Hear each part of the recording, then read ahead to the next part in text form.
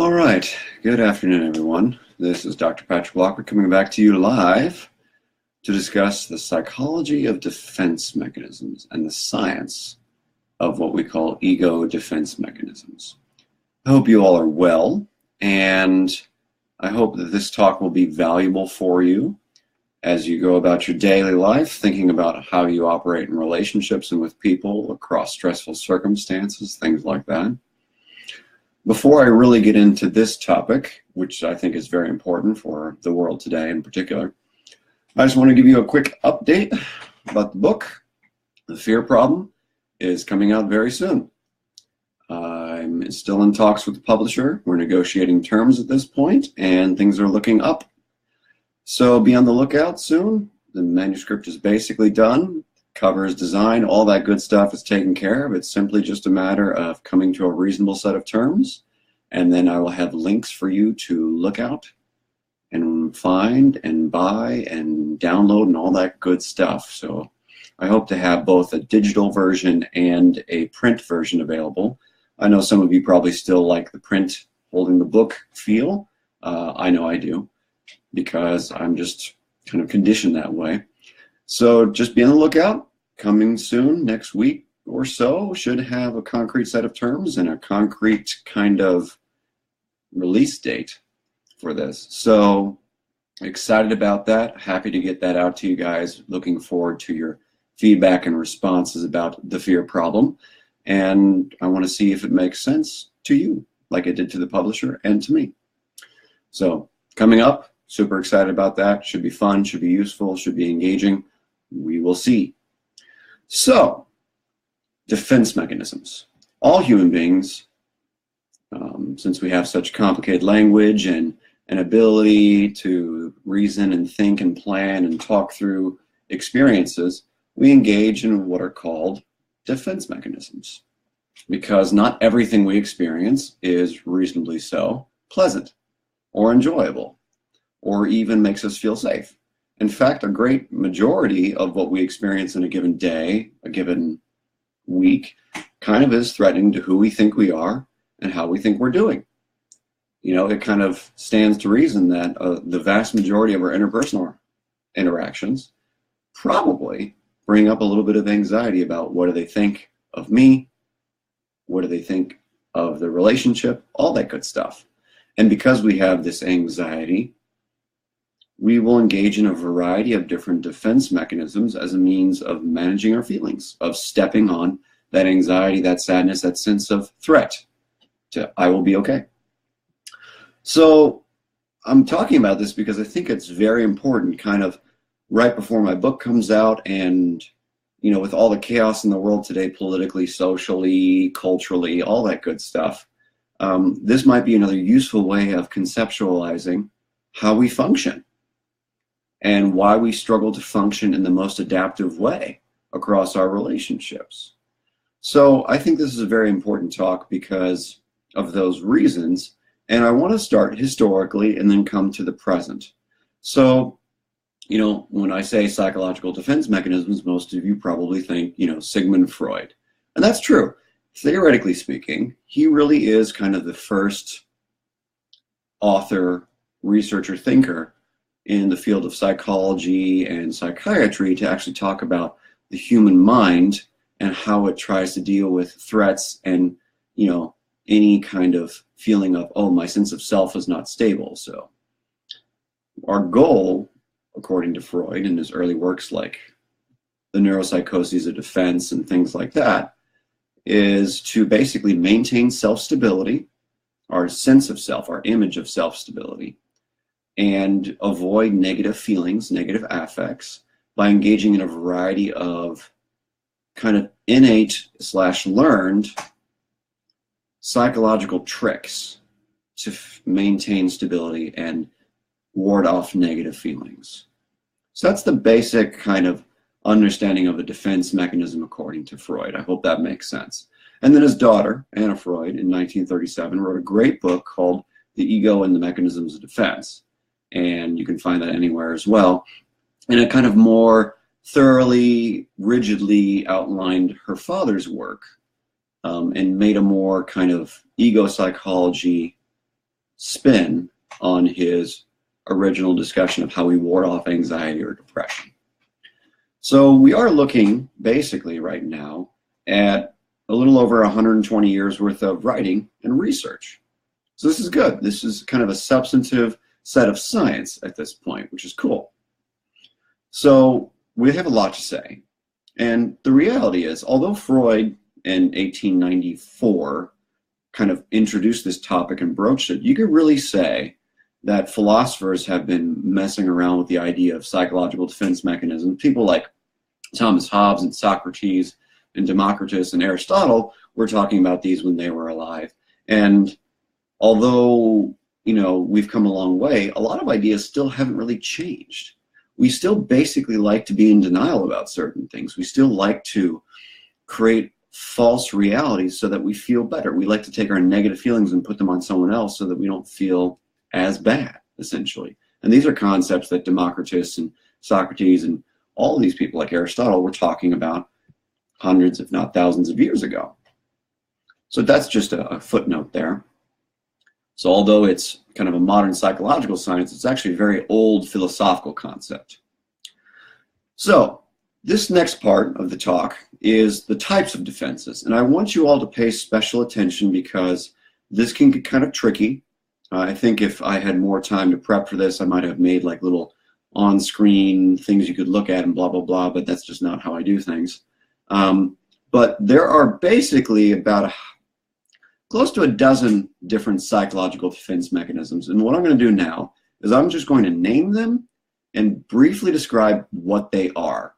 And then after I describe what they are, I'm going to rank them in terms of what Vaillant called the most mature to the most immature defense mechanisms. And what he means by that is the most healthy and adaptive or the most infantile and maladaptive, essentially.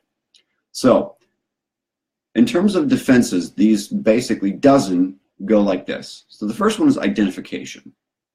So the psychological defense of identification is basically trying to find similarities and commonalities with the person who is aggressing against you, right?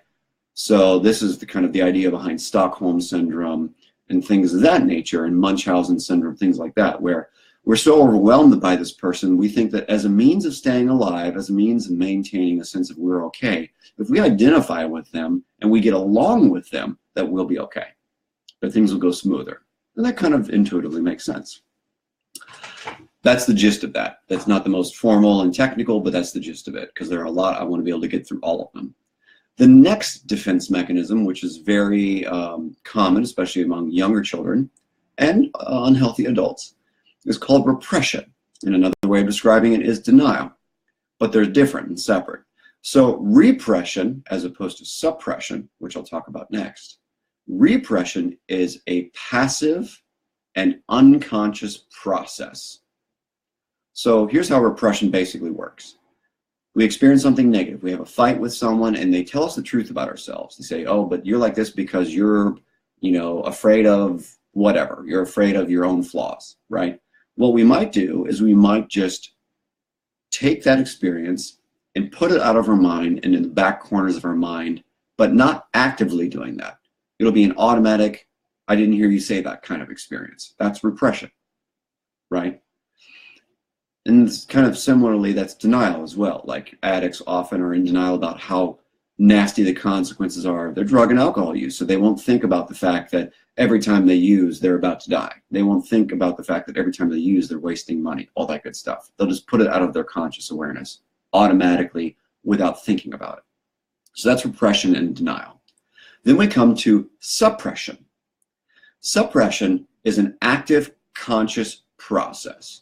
So for instance, if I were to say, don't think about a yellow hippopotamus right now, you're all automatically thinking about it, but you don't want to. So what you're going to do is you're going to start thinking about other things you can think about to not think about that yellow hippopotamus. That's suppression. And it's more active, it's more conscious, and it works. We can do things to distract ourselves. We can do things to basically move our thought and attention elsewhere, and that's suppression. The next defense mechanism is called splitting. So splitting, or black and white thinking as a cognitive behavioral therapist might call it, Splitting is basically taking an emotional experience with someone or a person, literally, and making them either all good or all bad. And what this does is it makes us feel better about where we are in relation to that person. So for instance, here's a good example of how splitting happens nowadays in the media. All this Black Lives Matter bullshit and all the police brutality bullshit that everyone's talking about, to the extent that it's true, to the extent that it's not true, etc., etc. What you will find is a lot of groups like Black Lives Matter and individuals within these groups, and a lot of groups on the opposing side, like the police and other people like that, will do what's called splitting. They will say this group is all bad and dangerous, or they'll say this person, this kind of person, is all good and all bad and that dangerous, because this allows us to basically feel like we have a sense of safety and a sense of power. We maintain our homeostasis that we are okay and in the right, so to speak. Our ego is not threatened. So splitting allows us to either identify when someone is all good, we can idealize them, or we can make them all bad, essentially, and that will allow us to feel better, superior, and safer, because now we know that if we just totally write this person off, we never have to worry about any harm from them again. So that's splitting. I hope that makes sense. The next one is called displacement. So displacement is a little bit like the idea of coming home from work and kicking the dog, essentially. So what happens is we have a bad day, we're angry at our boss, but it's not okay to yell at our boss. Why? Because again, if we yell at our boss, we might get fired. So what we'll do is we'll displace those feelings and we'll shove them into something that's theoretically safer, i.e. the dog, right? We can kick the dog and the dog cannot fire us, it cannot harm our existence in any way, shape, or form. It might bite us, and at the worst it might bite us with rabies or something like that, and we'd have to go get a nasty tetanus shot or something. So the reality is we will displace, i.e. put our feelings into a kind of another creature so that we will feel better and have a release of that nasty, uncomfortable feeling like anger or rage or whatever. Then we come to this idea of projection, which is similar but different. What we do when we project our feelings onto someone, and this is a highly debated defense mechanism, is we're basically taking our negative self-state. So I feel ashamed, I feel unlovable, I feel confused, whatever, and we basically interact with a person in such a way that they feel confused, they feel ashamed, they feel unlovable. And how we can do this is, in a very simple example, is think of the last time you had a fight with your romantic partner or your wife or your husband or whatever, and they called you a name, you start calling them names. So they called you a name first, and that made you feel maybe ashamed or unimportant. They called you fat or something. So then you come back at them and you attack one of their weaknesses and you call them a name. Okay, so let's think of another good one. You're lazy, right? When in reality you're a fairly active individual, right? So they're projecting their sense of shame into you so that you can feel it, right? And this can happen very kind of verbally, automatically, even happen in very kind of unconscious and very, well, it's usually unconscious, projection is.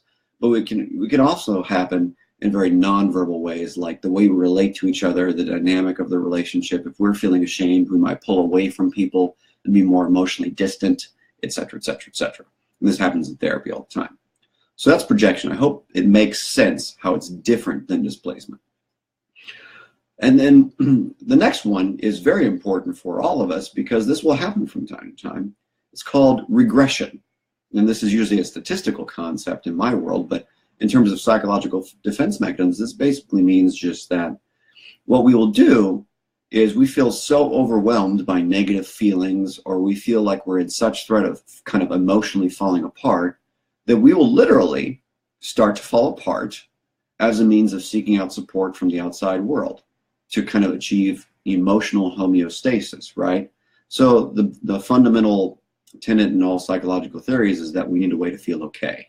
And generally speaking, the science shows that relationships are the #1 way that we feel okay. So if we fall apart, i.e. regress to a state of very unhealthy functioning, then someone will have to take care of us. And then we can feel like someone's helping us be put back together.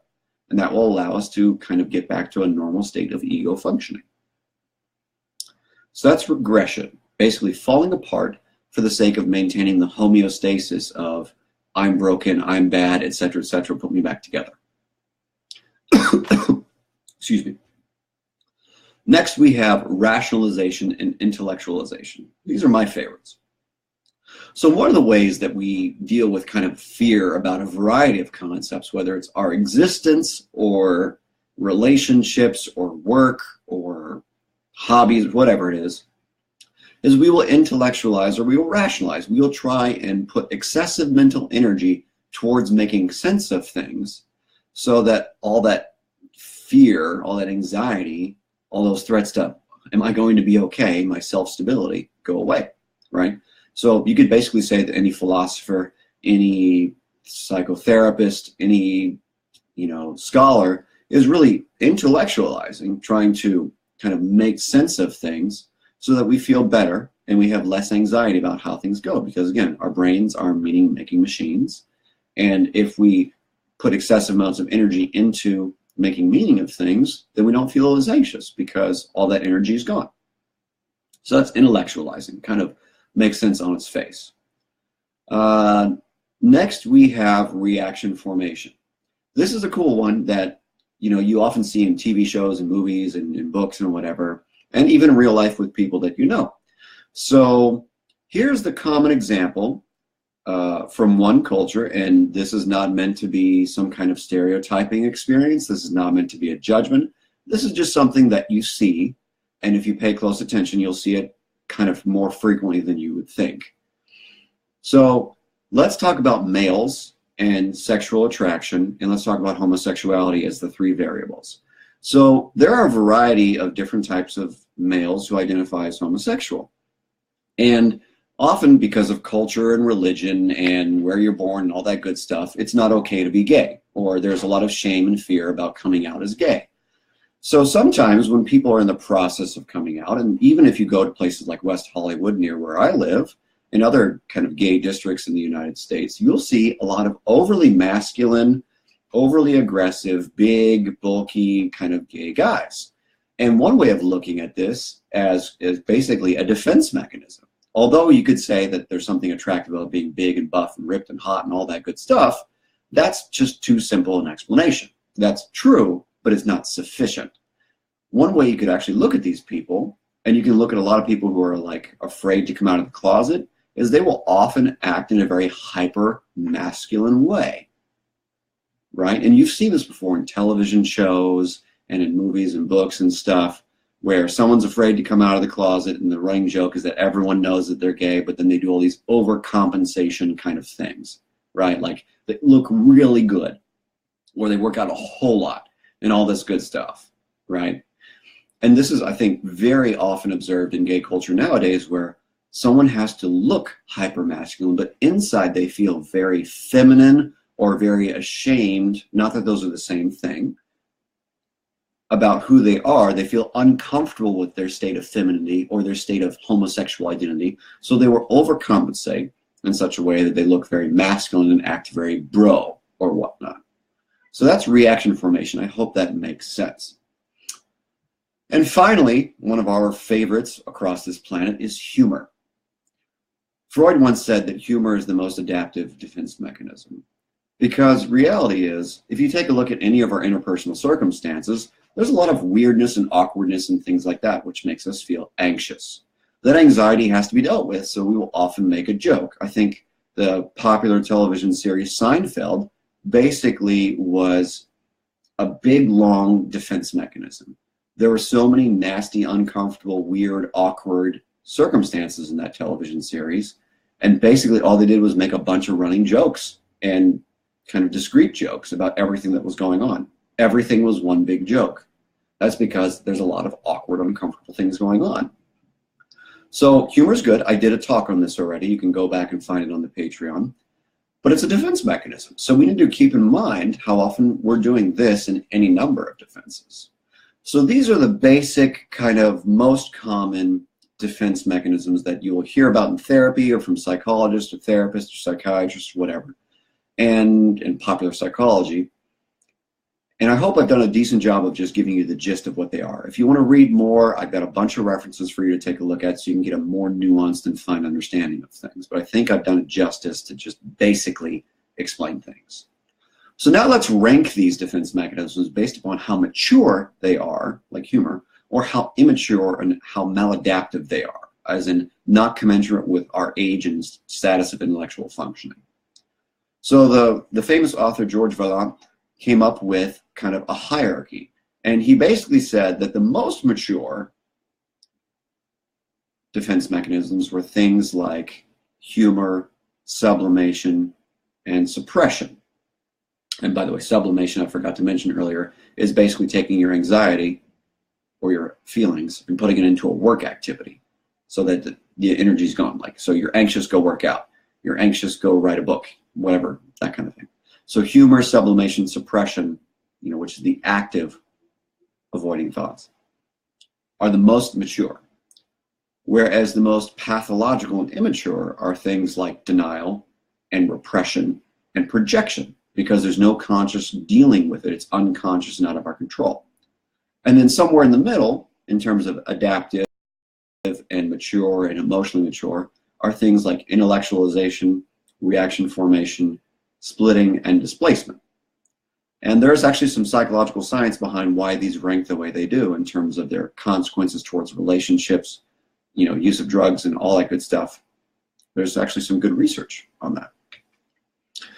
So I hope that makes sense, the hierarchy, that things like humor, sublimation, suppression are more mature, with things like intellectualization, reaction formation, splitting, and displacement more in the middle, and things like denial, repression, and projection as more infantile and more immature, as in not as adaptive for us as adults. So those are the basic defense mechanisms. That's how they kind of rank in terms of how mature, how adaptive they are for us here as adults. So let's talk about kind of the science of these things and why those statements I just made could be true. So here's what the research says, and this might be kind of supportive of those ideas. When we scan and we look through kind of the psychological literature, you'll find a bunch of studies for the last 100 years. And the basic trend in the research is that people who use these more adaptive, more mature defense mechanisms have better physical health and mental health, have better relationships, and are more likely to do well at work. It's just that simple. And it's also shown that people who use the more mature defense mechanisms during medical crises like cancer and injuries and things like that are more likely to recover in a healthy way and maintain recovery after their disease has been treated. So there's kind of a medical side of this too. Then there's this other segment of research, which you can look at when I post this on Patreon, that says people who use the more theoretically maladaptive defenses in childhood or adolescence are more psychologically unhealthy as they move towards becoming adults. Now, that said, there's another strain of research, cluster of research, that shows that overall, in general, if we just follow an average sample of people over time, that we generally move towards using more immature defense mechanisms in childhood towards more healthy defense mechanisms as we get older. However, if we overly rely on immature defense mechanisms like projection, like it's your fault, splitting, things like that in childhood, and we never move on towards integrating these more mature defense mechanisms into our life as we get older, then it's more likely we're going to struggle as adults in relationships with our physical health, with our mental health, and things of that nature. Another kind of trend in the research is that the more we use the psychologically immature,